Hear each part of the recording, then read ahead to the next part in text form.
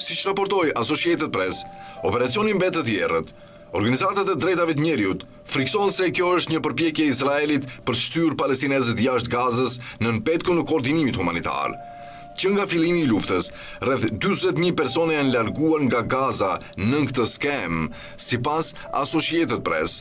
Rrënjët e kësaj politike shkojnë deri te administrata Trump, kur Washingtoni mbështeti për pak kohë një plan për zbrazjen e përhershme të Gazës, të cilin juristët ndërkombëtar e cilësuan si spastrim etnik. Edhe pasi presidenti Trump më vonë hoqi dorë nga retorika, ambicia për të reduktuar peshën demografike të Gazës vazhdoi në heshtje përmes mjeteve administrative. Dëshmit nga Jerusalemi dhe Jordania tregojnë se ky mekanizëm i transferimit të heshtur shtrihet përtej Gazës. Çdo javë, autobus nisen nga vende fqinje ose nga aeroporti Ramon, duke transportuar palestinezë të joshur nga fushata online që premtojnë mundësi ligjore migrimi, të prezantuara si bursa studimi, oferta pune, trajtim mjekësor apo ribashkim familjar.